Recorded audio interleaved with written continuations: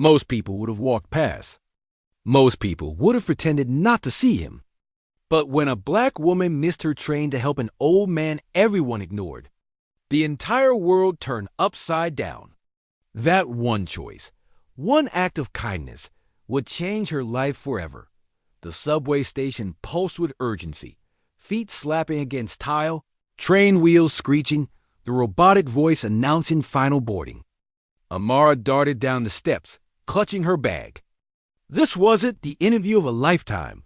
Her chest heaved as the silver train door stood just yards ahead, glowing like salvation. She could almost taste victory, and then she saw him dot at the far end of the stairs. An old man wrestled with a battered suitcase. His thin arms trembled under the weight, his body leaning dangerously forward. People brushed past him like he didn't exist. One man bumped his shoulder, muttered under his breath, and kept going. The world had decided he was invisible. Amara's pulse thundered in her ears. If she stopped, she would lose everything she had prepared for. But something in her heart screamed louder than the train doors closing in front of her. She skidded to a halt. "Wait, let me help," her voice cut through the cold indifference of the crowd. The old man turned, his eyes wide, glassy with disbelief. Amara gripped the suitcase before it toppled, steadying him with her free hand, and in that instant, behind her, the train's door slammed shut with a hiss. The sound echoed like punishment. Her chance was gone. The platform emptied until only silence remained, but the old man whispered, "Thank you," and those two words pierced deeper than any job offer could. They walked slowly together, each step measured. He introduced himself as Thomas, a retired teacher, living alone since his wife's death. He was traveling to visit her grave. The first time in years. "No one stops anymore," he said softly. "I thought I'd have to turn back." Amara's chest tightened. She thought of her own loneliness, the constant grind, the way she felt invisible in interviews where her resume was dismissed before her voice was even heard. Two strangers, bound by the same truth. The world was too busy to care. They ducked into a small cafe across the street. Over steaming cups of coffee, Thomas shared memories of classrooms filled with children, chalk on his hands, laughter echoing down hallways.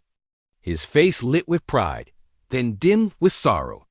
All that, and still, in the end, forgotten. Amara listened, transfixed. She shared her own struggles, endless job rejections, the feeling of climbing a ladder that kept pulling away. For the first time in months, she didn't feel alone. As they prepared to part, Thomas fumbled in his coat pocket and pulled out a worn business card. His hand shook as he pressed it into hers. "My son runs a company. He's always too busy for me, but he listens when I mention names that matter. You matter today. Show him this." Amara glanced down. Just a name, an address, a handwritten note. She stopped when no one else did. She nearly dismissed it. But something in Thomas's steady gaze told her it was more than a piece of paper. The next morning, curiosity overruled doubt. Amara found herself standing in front of a towering glass building, sunlight bouncing off its steel letters. Whitmore Enterprises. Inside, she showed the card to the receptionist. Within minutes, she was whisked into an office that dripped with wealth and power. Behind the desk sat a man whose sharp eyes softened only when they landed on his father's note. "If my father says you're worth meeting," he said, "then you're worth hiring." Days became weeks. Weeks became months. Amara wasn't just hired. She was mentored, trusted, and eventually promoted. She poured herself into the work, her kindness shaping every project.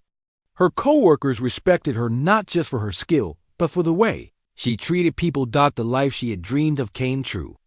But it had come not from catching the train, but from missing it. One evening, years later, Amara sat at a dinner table surrounded by warmth. Her son laughed, chasing his food with a spoon. And next to him sat Thomas, no longer the invisible man on the stairs, but a grandfather in every way that mattered. Amara looked at him, her eyes misting. She hadn't saved him that day.